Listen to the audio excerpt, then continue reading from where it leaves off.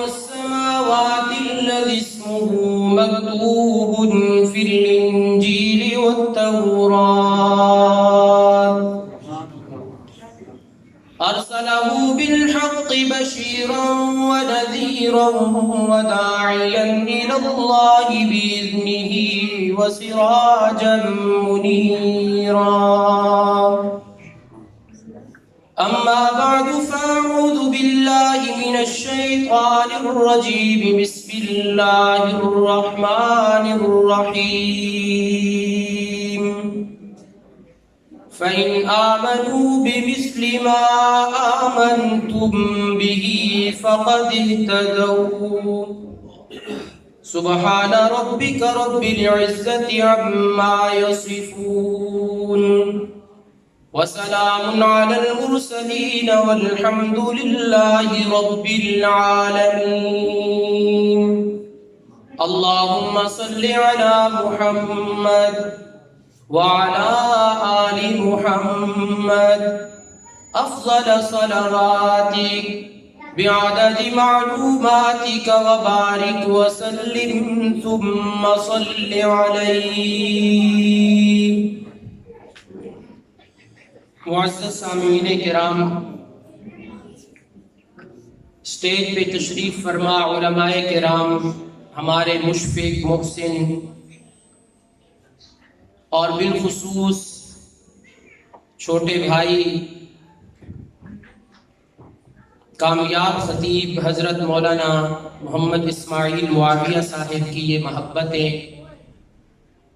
جو آج مجھ نالائق کو ماتحت الاسباب آپ کے سامنے بٹھا دیا. اللہ رب العزت ہماری آج کی حاضری کو شرف قبولیت عطا فرمائے. میری آواز سے آپ محسوس کر رہے ہوں گے کہ یہ اوریجنل آواز نہیں ہے. چند دنوں سے موسمی بخار اور اس وجہ سے گلا بھی متاثر، لیکن مجھے اوائل بتا رہے ہیں کہ انشاءاللہ اختتام بہت خوبصورت ہونے والا ہے. اور یہ جو میں نے بات کہی ہے نا کہ طبیعت خراب ہے، یہ خطیبوں والی بات نہیں کہ جس دن تیاری نہ ہوئے اس دن طبیعت خراب ہو جاندی، جس دن مطالعہ ڈیٹ ہوئے اس دن طبیعت بھی ٹھیک ہوندی. ایک وہ گل نہیں، حقیقت میں طبیعت آج ایسی ہے، لیکن انشاءاللہ کچھ آپ کو سنا کے جاؤں گا انشاءاللہ. ایک گزارش کروں گا کہ میں ادنا سا مدرس ہوں، 12واں سال مجھے تدریس کا ہو گیا، دورہ حدیث تک اسباق پڑھانے کا موقع ملتا ہے. ہمارا مزاج ہوتا ہے کہ ہم طالب علم کو سونے بھی نہیں دیتے اور ادھر ادھر دیکھنے بھی نہیں دیتے. تو یہی دو مطالبے میرے آپ سے ہوں گے انشاءاللہ کہ آپ نے کوئی آنے والا آتا رہے، بس ادھر ادھر نہیں دیکھنا آپ نے، اور سونے کی بھی کوشش نہیں کرنی کہ قرآن باویں سادہ جا پڑھیا جاوے تے سرور تے آندا نہ اس نال، لیکن اس سرور دا یہ مطلب نہیں کہ تسی نیند دی وادی میں چلے جاؤ. اس سرور سے آپ نے بیداری کا ثبوت دینا. ایسے ہوگا کہ نہیں انشاءاللہ؟ آج کا یہ پروگرام، اس کا عنوان ہے پیغمبر انقلاب. علماء کرام تائید فرمائیں گے اور عوام الناس بھی کہ حضور صلی اللہ علیہ وسلم کے انقلاب کا سب سے پہلا نمایاں اثر جو نظر آیا وہ کن شخصیات پہ آیا؟ وہ ہے صحابہ کرام رضوان اللہ تعالی عنہم اجمعین. مجھے مولانا اسماعیل صاحب حفظہ اللہ نے 35 سے 40 منٹ کا وقت دیا. میں اس دورانیے میں انشاءاللہ گفتگو کروں گا، شاید اس سے وقت کم لوں. بس آپ توجہ رکھیں میری طرف اور ایک آدھا گھنٹہ آپ مجھے دے دیں توجہ کا، اور باقی اگلے خطیب تو ہیں ہی ایسے کہ آٹومیٹکلی توجہ ہو جائے گی انشاءاللہ العزیز. صحابہ کرام کو اللہ نے معیار ایمان بنایا ہے. یہ تو آپ نے بڑی بات سنی ہوگی کہ معیار ایمان، معیار حق صحابہ ہے. لیکن آج اس نشست میں یہ سنانا چاہتا ہوں کہ صحابہ کو معیار حق اور معیار ایمان کن وجوہات کی بنیاد پہ بنایا گیا؟ وہ کون سی وجوہات ہیں کہ جس وجہ سے صحابہ کرام معیار حق اور معیار ایمان ہے؟ یہ تو ہمارا ایمان ہے کہ صحابہ جیسا ایمان نہ ہوا، عمل نہ ہوا تو ہم رسول اللہ تک نہیں پہنچ سکتے، ان تک نہ ہوا تو ہم خدا تک نہیں پہنچ سکتے. یہ بات برحق مانتے ہیں، لیکن آج اس نشست میں یہ سنانا چاہوں گا کہ وہ کون سی وجوہات ہیں کہ جن کی وجہ سے صحابہ معیار ایمان اور معیار حق ہے. بس یہ سناؤں گا.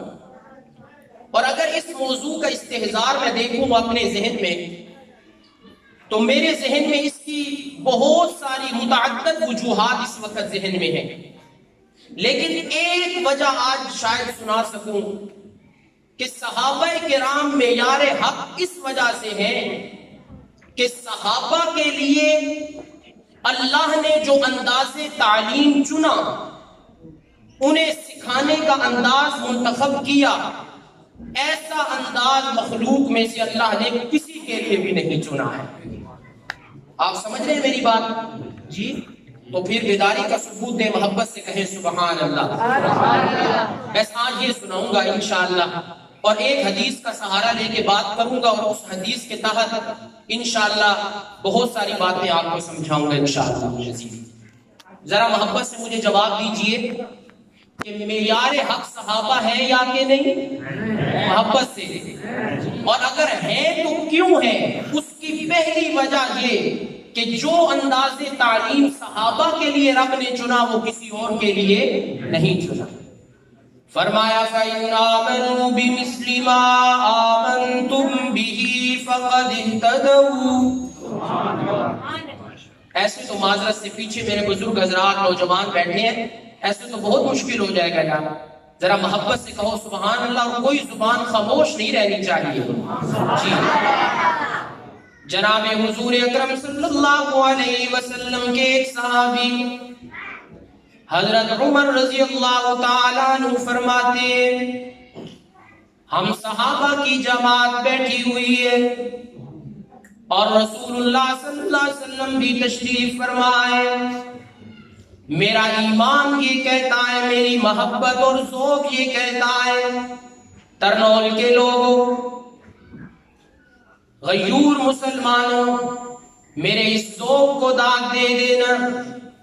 میرا ذوق یہ کہتا ہے کہ جناب حضور اکرم صلی اللہ علیہ وسلم صحابہ کرام کی محفل میں یوں لگ رہے ہوں گے جیسے ستاروں میں 14ویں کا چاند چمک رہا ہوتا ہے. جناب حضور اکرم صلی اللہ علیہ وسلم تشریف فرمائے. ایک آدمی آیا، دیکھنے میں وہ آدمی لگتا ہے، حقیقت میں وہ جبرائیل امین جناب حضور اکرم صلی اللہ علیہ وسلم کے پاس آیا. اب حقیقت میں اس کی ذات نور، لیکن اس نے بشر کا لبادہ اوڑا ہوا ہے، اپنی مرضی سے نہیں بلکہ رب تعالیٰ کی امر سے اس نے ایسے کیا. یہاں میں اشاعت التوحید و سنہ کا نظریہ سنانا چاہتا ہوں. ترنول کے لوگوں ذرا دل کی کھڑکیاں کھول کے سننا، ایک عقیدے کی بات سمجھانا چاہتا ہوں. حضرت جبرائیل امین ذات کے اعتبار سے نور، لیکن بشر کا لبادہ اوڑھ کے رسول اللہ کے پاس آئے. یہ والی صفت اللہ نے یا جنوں کو عطا کی کہ یتشکل باشکال مختلفہ، وہ اپنی مختلف شکلیں بنا سکتے ہیں، یا پھر فرشتے اللہ کے امر کے ساتھ اپنی شکل کو بدل سکتے ہیں. لیکن یاد رکھنا جبرائیل امین کو تو رب تعالیٰ نے یہ طاقت دی اور صلاحیت رکھی کہ ذات کے اعتبار سے نوری ہو کر بشر کے لبادے میں آ سکتا ہے، لیکن انسان میں یہ طاقت نہیں ہے کہ ہو انسان بشر اور اسے نوری ذات کے اعتبار سے کہا جائے. تو پھر میں سمجھانا یہ چاہتا ہوں نا کہ رسول اللہ ذات کے اعتبار سے بشر ہیں اور صفت کے اعتبار سے رسول اللہ نور ہیں. قرآن کریم کا ایک حصہ بطور دلیل سناؤں گا. فرمایا وَاذْكُرْ فِي الْكِتَابِ مَرْيَمَ إِذِ انتَبَذَتْ مِنْ من أهلها مكانا شرقيا سبحان اللہ. فاتخذت من دونهم حجابا فأرسلنا إليها روحنا فتمثل لها بشرا سويا. ہے تو ذات کے اعتبار سے نور لیکن بشر کا لبادہ اوڑھ کے آیا. اب کوئی مجھے کہے کہ نوری ہوا تو بشر سے آگے نکل گیا، اس میں یہ صلاحیت رکھ دی کہ وہ نوری ہو کے بشر کا لبادہ اوڑھ سکتا ہے، پھر محمد الرسول اللہ کو کون سی اللہ نے نمایاں صفت عطا کی؟ آؤ تمہیں اشاعتیوں کا چھوٹا سا طالب علم بتانا چاہتا ہے. نوری جس طریقے پہ عبادت کرتے ہیں تو صرف ایک طریقہ ہے، کوئی کھڑا ہے تو صرف کھڑا ہے، کوئی بیٹھا ہے تو صرف بیٹھا ہے، کوئی سجدے میں تو صرف سجدے میں، کوئی قعود میں تو صرف صفت قعود میں. لیکن رسول اللہ کی وساطت سے اس امت کو یہ مقام مل گیا کہ رب نے فرمایا تم نوریوں سے بھی آگے ہو، کھڑے ہو کے مجھے پکارنا چاہو تو راتوں کو قیام بھی کیا کرو نا، اگر تھک جاؤ تو رکوع میں چلے جایا کرو نا، اگر تھک جاؤ تو سجدے میں جبین رکھ دیا کرو نا. وضو نہیں ہے لیکن تم اگر بستر راحت پہ لیٹے ہو تم وہاں پہ بھی میرا ذکر شروع کرو، تمہاری ہر ادا کو میں عبادت بنا دوں گا. تو کس کا مقام زیادہ ہوا، بشر کا یا نور کا؟ بشر کا مقام ہوا نا، کہ نوری کو اللہ نے دو صلاحیتیں دے دی لیکن بشر کو ایک دی اور اس طریقے سے پھر آگے ایسا نمایاں کیا کہ اس جیسا مخلوق میں کسی کو نمایاں نہیں کیا. جیسے مرضی عبادت کر، تیری عبادت اللہ قبول کرے گی. میرا موضوع ذہن میں رکھنا، صحابہ کی معیار حق ہونے پہ دلیل دینے لگا ہوں، وجہ بیان کرنا چاہتا ہوں. لیکن ہم سے یہ تو ہوتا نہیں نا کہ ہم لمبی حدیث ایسے سنا جائیں اور حدیث کی گہرائی میں نہ جائیں، یہ ہم سے ہوتا نہیں ہے. اس کو آپ برداشت کریں کہ انشاءاللہ فائدہ ہوگا. سنیے، جناب حضور اکرم صلی اللہ علیہ وسلم تشریف فرمائے. وہ مرد آیا جو ذہنی طور پہ مرد، لیکن حقیقت میں وہ جبرائیل امین رسول اللہ کی مجلس میں آیا. اور صحابہ کہتے ہیں، حضرت عمر فرماتے ہیں سفید چمکدار لباس پہنا ہوا، سیاہ کالے بال ہیں، لیکن لا یرا علیہ اثر السفر، یوں نہیں لگتا تھا کہ کہیں دور سے آیا، کوئی سفر کا نشان اور اثرات نظر نہیں آ رہے. حضرت رسول کریم کے پاس جبرائیل امین آئے.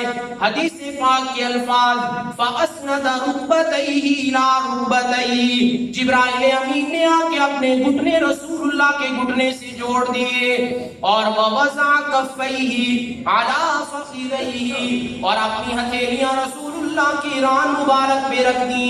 یہاں بھی ایک مسئلہ مستنبط کر کے سمجھانا چاہتا ہوں. سند المحدثین قاضی شمس الدین رحمت اللہ علیہ نے اپنی کتاب تعلیق الفصیح میں ابن حجر اسقلانی کے حوالے سے یہ بات نقل کی کہ جبرائیل امین رسول اللہ کے پاس آئے اور گھٹنے سے جوڑ دیے، اپنے ہاتھ رسول اللہ کی ران مبارک پہ رکھ دیے. اس کی تین وجوہات تھیں. جبرائیل نوریوں کا امام ہو کر بشر کے امام کا قرب چاہتا تھا تو تب ہی محمد کے قریب ہو گیا. بہت سبحان اللہ. تو بشر نوری کے قدموں میں گیا یا نوری بشر کے قدموں میں آیا؟ بولو، محبت سے بولو. مشکات بڑی آسانی نہ تو مل جاسی، بخاری مل جاسی، میں اپنے کولو نہیں، علماء تشریف فرمائے دیکھ لینا. اور واضح متن ہے حدیث کا جو سنا رہا ہوں. فرمایا فَأَسْنَدَ رُكْبَتَيْهِ إِلَىٰ رُكْبَتَيْهِ وَوَضَعَ كَفَّيْهِ عَلَىٰ فَخِذَيْهِ. تین وجہ تھی جس وجہ سے جبرائیل امین نے رسول اللہ کے گھٹنے سے اپنا گھٹنا جوڑا، رسول اللہ کے رانوں پہ اپنے ہاتھ رکھے. پہلی وجہ یہ تھی کہ نوریوں کا امام بھی اپنی عزت اور اپنی عظمت سمجھتا تھا کہ آج میں محمد بشر کے سردار کے قدموں میں چلا جاؤں. اور دوسری وجہ یہ تھی رسول اللہ کے پاس جھکنا چاہتے تھے. اور تیسری وجہ جو میں عرض کرنا چاہتا ہوں، حضرت جبرائیل امین نے یوں بیٹھ کے مسئلہ سمجھا دیا. خطیب خطابت کر رہا ہو، مدرس تدریس کر رہا ہو، اور مسجد میں درس قرآن دینے والا درس قرآن دے رہا ہو، جبرائیل کے بیٹھنے کے انداز سے علماء نے یہ مسئلہ مستنبط کیا. جتنے بھی مجمع میں سننے والے ہوں سارے یوں بیٹھے کہ مدرس سمجھے کہ اس مجمع میں سننے والا تو صرف ایک یہی بیٹھا ہے. اب مجھے بتاؤ نا ذرا محبت سے، جبرائیل نوریوں کا سردار ہے یا کہ نہیں؟ بولو، جبرائیل نوریوں کا سردار ہے یا کہ نہیں؟ اور محمد بشر کا سردار ہے یا کہ نہیں؟ سید البشر سید الانبیاء ہے یا کہ نہیں؟ محبت سے بولو نا ذرا، مجھے جواب دو نا. تو پھر نوری بشر کے قدموں میں آیا یا بشر نور کے قدموں میں گیا؟ اور جس کے قدموں میں آیا جائے اور جس کے پاس ادب سے بیٹھا جائے، معلوم ہوا آنے والے کا وہ مقام نہیں، جس کے پاس آیا جائے اس کا مقام بلند ہوتا ہے. سمجھ رہے؟ جی جناب حضور اکرم صلی اللہ علیہ وسلم کے پاس آئے. یقین جانیے مجھے یہ اندازہ نہیں تھا کہ اتنا بول دوں گا. مشکل سے بات کر رہا ہوں، اللہ میرا یہ بیان کرنا آپ کا سننا قبول فرما دے. بس اسی طرح آپ کی توجہ چاہوں گا، انشاءاللہ بڑی علمی باتیں سننے کو ملیں گی آپ کو.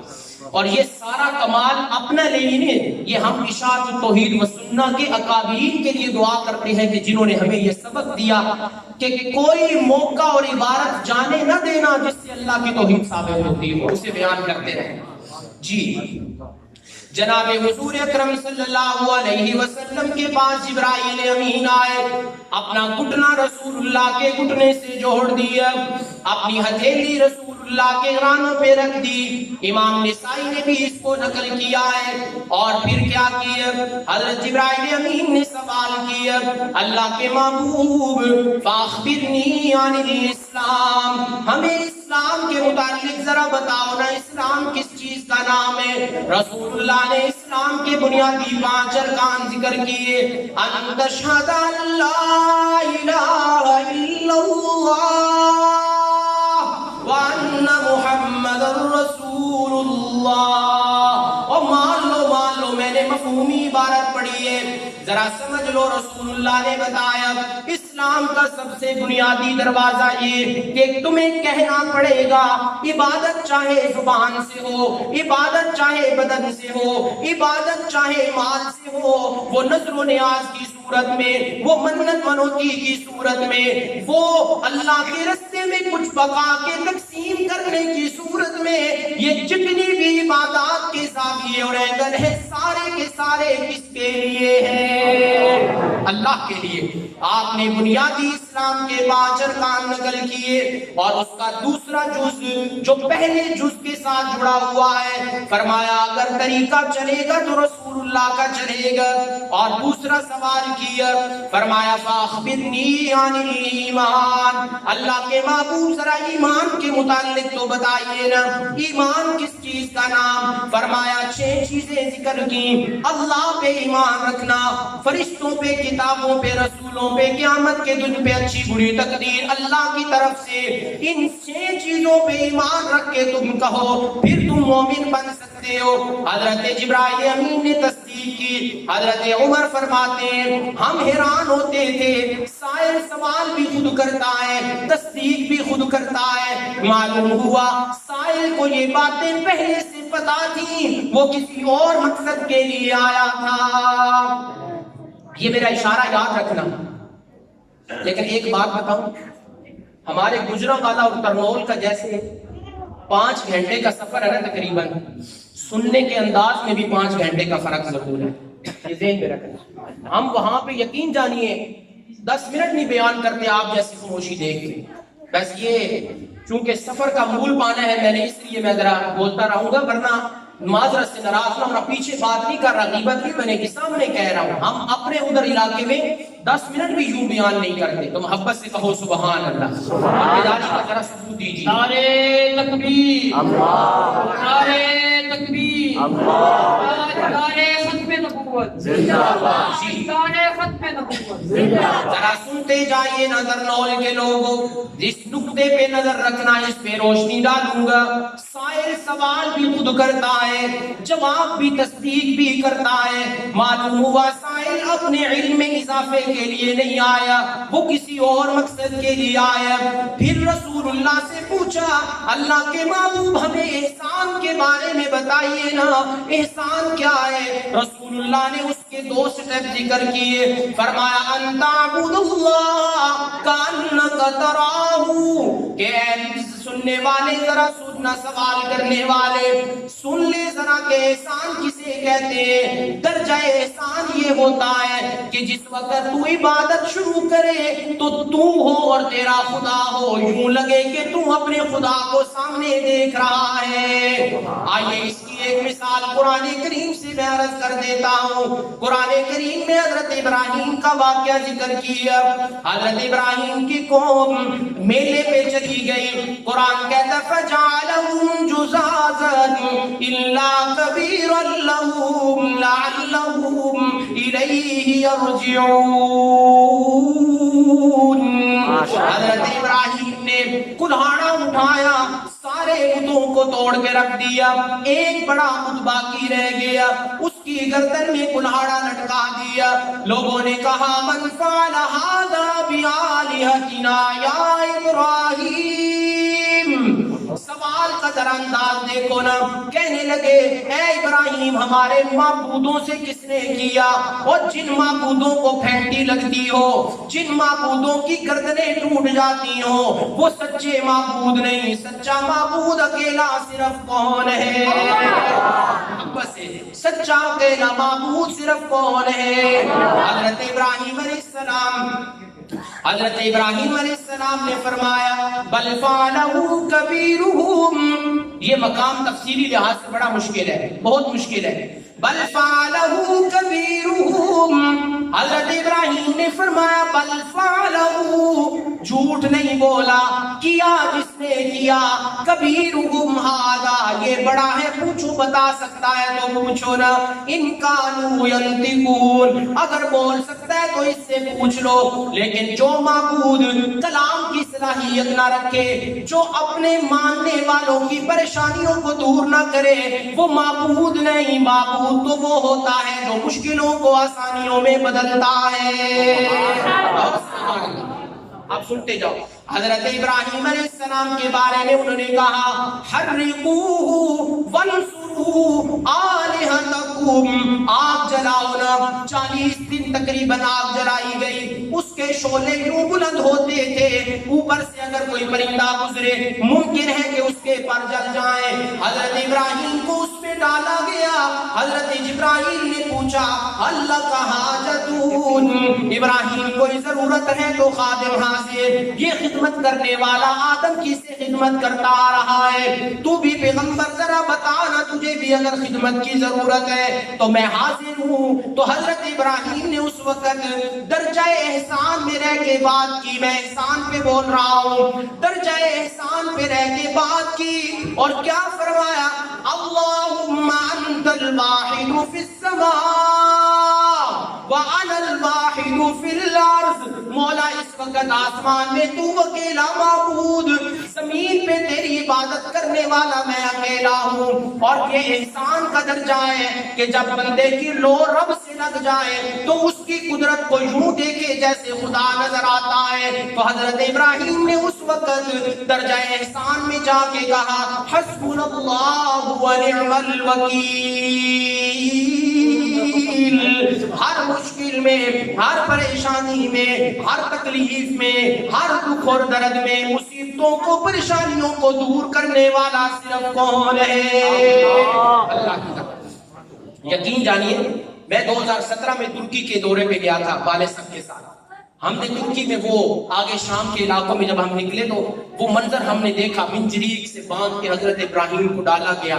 اور آج قرآن کہتے ہیں نا یا نار کونی بردا و سلاما علی ابراہیم، واقعتاً وہاں ہم نے وہ جگہ دیکھی جہاں آگ تھی، یوں لگتا ہے جہاں تو کبھی آگ کیا چنگاری بھی جلی نہیں۔ یہاں اللہ ہے نا، وہ کسی کو کیا کر دے کسی کو کیا کر دے، ایسے ہی ہے نا۔ میں اب سمجھا کیا رہا تھا، حضرت ابراہیم علیہ السلام نے درجہ احسان میں رہ کے بات کی اور کیا فرمایا، حسبنا اللہ، پڑھو ذرا میرے ساتھ مل کے پڑھو نا، دری دنیا کسے بے غم نباشت، اس دنیا میں ہر بندہ کسی نہ کسی پریشانی میں، سارے اپنی پریشانیوں کو سامنے رکھ کے سید عنایت اللہ شاہ بخاری رحمت اللہ علیہ بھی تلقین کرتے تھے، محبت سے میرے ساتھ پڑھو نا، حسبنا اللہ ونعم الوکیل، اور جواب دو نا مجھے تکلیفوں سے نکالنے والا کون ہے، قرضوں کو ختم کرنے والا کون ہے، بیماریوں کو صحت سے بدلنے والا کون ہے، عزتیں دینے والا کون، رزق کے انتظام کرنے والا کون؟ فرمایا حضرت جبرائیل نے پوچھا،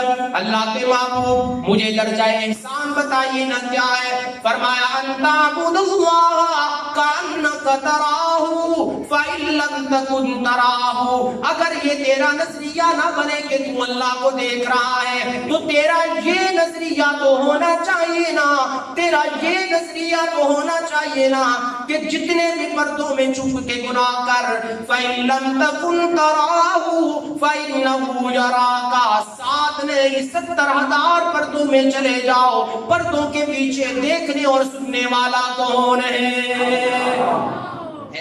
اب پھر اگلا سوال کیا جبرائیل امین نے کہا، اللہ کے محبوب اخبرنی عن الساعہ، ذرا قیامت کے متعلق تو مجھے بتائیے نا۔ جبرائیل امین کے اس سوال پہ رسول اللہ نے فرمایا، مل مسئول عنہا بعالم من السائل، سوال کرنے والے کو جتنا پتا ہے نا، جس سے سوال کیا جا رہا ہے اسے بھی صرف اتنا پتا ہے، تجھے قیامت کا پتا نہیں تو مجھ محمد کو بھی پتا نہیں۔ یہاں ایک نقطہ دینا چاہتا ہوں کرنول کے لوگوں، یہ نقطہ سن کے جسے اپنے خدا سے پیار ہوا کوئی زبان خاموش نہیں رہے گی، محبت سے داد بھی دیں گے اور اللہ کا نام بلند بھی کریں گے۔ رسول اللہ سے سوال نوری نے کیا اور جواب سید البشر نے دیا، نبی نے دیا، اور مسئلہ سمجھ آ گیا۔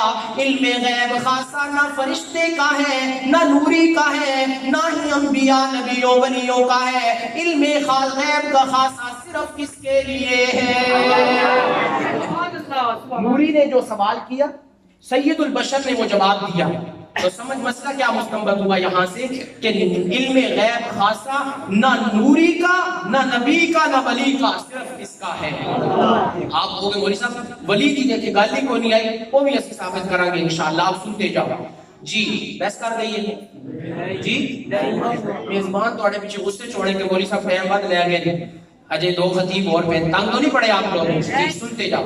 جی سچ بتانا ایمان تازہ ہوا کہ نہیں ہوا؟ میرے محبوب کی حدیثیں سن کے ایمان تازہ ہونا چاہیے، اور قرآن کی یہ تاثیر ہے کہ قرآن مغموم دلوں کو خوشیوں میں تبدیل کر دیا کرتا ہے۔ سبحان اللہ۔ آپ سنیے جناب حضور اکرم صلی اللہ علیہ وسلم سے سوال کیا، فرمایا اللہ کے محبوب مجھے ذرا قیامت کی علامات تو بتائیے نا، تو رسول اللہ نے فرمایا ان تلد الامۃ ربتہا، والدین کی قدر نہیں رہے گی اور والدین روتے ہوں گے ہماری اولاد ہماری فرما برداری کرے، لیکن والدین کی قدر کوئی نہیں۔ اور دوسری چیز فرمایا کہ جن کے پاس جوتے پہننے کے لیے جوتے کوئی نہیں، لباس کوئی نہیں پہننے کے لیے، اور ننگے ہیں اور جوتے کوئی نہیں، بکریوں کے چرواہے ہیں، کھانے کو کچھ نہیں، یتطاولون البنیان، بڑی بڑی بلڈنگیں تمہیں ان کی نظر آئیں گی۔ جب یہ معاملات شروع ہو جائیں سمجھ جاؤ قیامت قریب آ گئی۔ کرنول کے لوگوں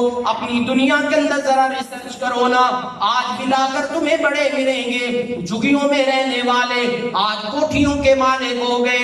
اسے امیری نہ کہو، اسے قرب قیامت کی علامت کہو۔ حضرت عمر فرماتے ہیں فلبثت ملیا، میں کافی دیر رسول اللہ کے پاس ٹھہرا رہا، جبرائیل چلے گئے، رسول اللہ نے پوچھا اے عمر یہ تو بتانا ما تدری، یہ سوال کرنے والا جو تھا یہ کون ہے تجھے پتا ہے؟ تو حضرت عمر نے فرمایا اللہ ورسولہ عالم۔ میں ثابت کرنا چاہتا ہوں، سنیے گا، فرمایا اللہ ورسولہ عالم، پیچھے ثابت ہوا بھی حدیث میں کہ نوری بھی علم غیب نہیں رکھتا اور بشر کا سردار بھی علم غیب نہیں رکھتا. مجھے بتاؤ صحابہ سے پڑھ کے بنی دنیا میں ہے کوئی نہیں. جب حضرت عمر صحابی نے کہہ دیا اللہ کے محبوب یہ سامنے نظر آ رہا سفید چمکتے کپڑے پہنے کالے سیاہ اس کے بال لیکن ہمیں پتہ نہیں یہ کون. معلوم ہوا صحابہ جیسے ولیوں کو بھی علم غیب نہیں ملا. علم غیب خاصا صرف کس کا ہے؟ واپس ہے. اور ترنول کے لوگوں میں اپنے مین پوائنٹ پہ آ گیا ہوں. سارے توجہ میری طرف کر لو. پہلی میری تقریر کو ایک سائیڈ پہ میرے اس جملے کا مول پا لینا. اور رسول اللہ نے پوچھا کہ اے عمر ذرا یہ تو بتانا یہ آنے والا کون تھا؟ فرمایا اللہ و رسولہ عالم. مجھے نہیں پتا خدا جانے اور خدا کا محبوب جانے. رسول اللہ نے فرمایا یہ جبرائیل امین تھا. یہ کیوں آیا تھا؟ آتاکم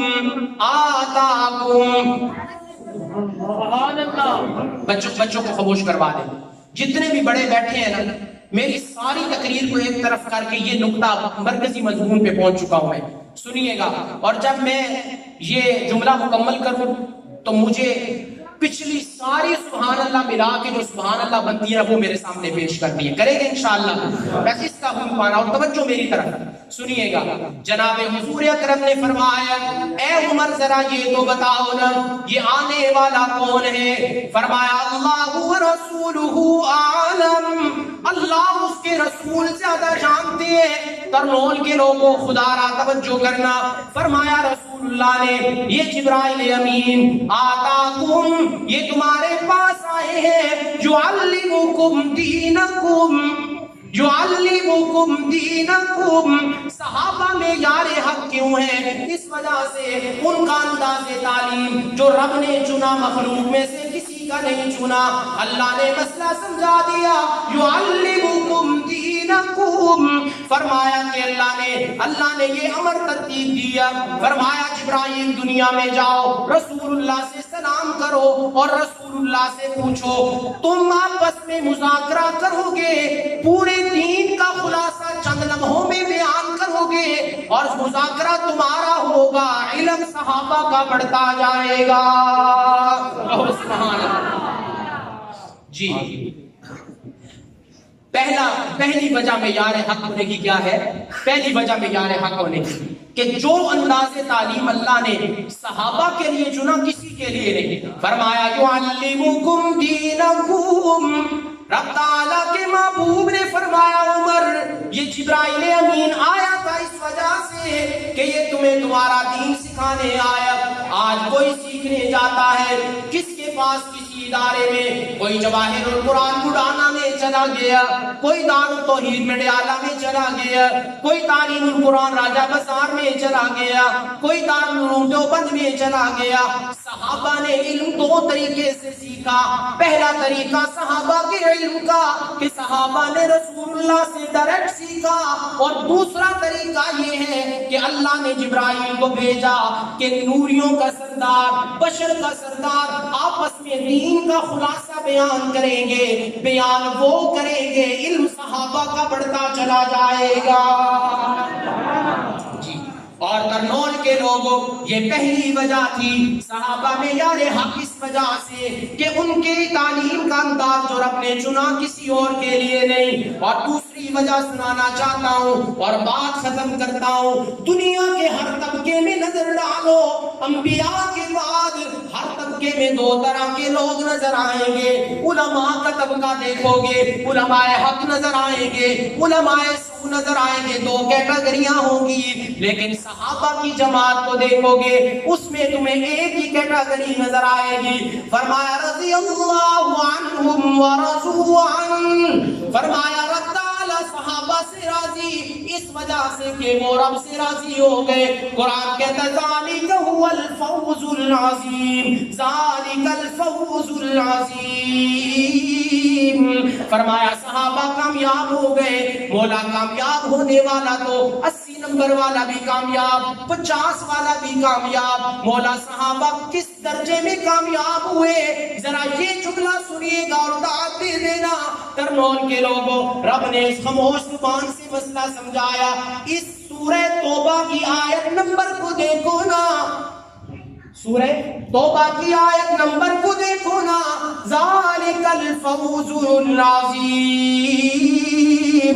یہ کامیابی کا پروانہ انہیں 100 نمبر آیت پہ ملا. تو سمجھ جاؤ صحابہ کم درجے میں نہیں, 100% نمبر لے کے کامیاب ہو گئے.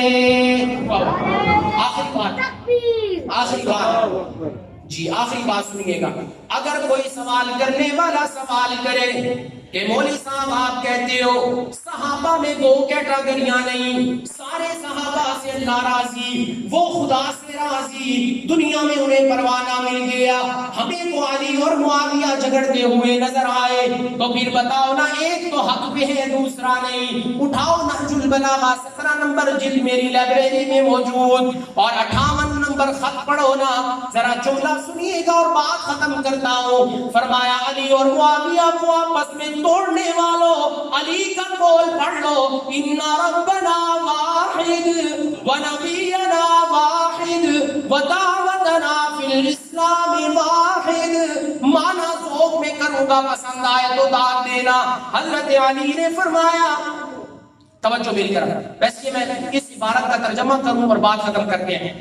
توجہ, میں اس مجلس میں نا میرے ایک کلاس میں مفتی عبدالماجد صاحب بیٹھے ہیں, چلو اور تو کسی کا ان کا نام لے کے تو کہہ سکتا ہوں برادرانہ طور پہ. مولانا مفتی صاحب توجہ, فرمایا ان ربنا واحد, فرمایا کہ علی اور معاویہ کو توڑنے والوں یا انہیں ٹوٹا ہوا سمجھنے والوں, حضرت علی کہتے ہیں ان ربنا واحد, ہم معبود ہونے میں بھی ایک ہے, ونبینا واحد, ہم امتی ہونے میں بھی برابر, ودعوتنا فی الاسلام واحد, اور داعی اسلام ہونے میں بھی دونوں ایک. اور آگے فرمایا لا نستزیدہم, ہمارے ایمان کا جو لیول وہی معاویہ کے ایمان کا لیول ہے.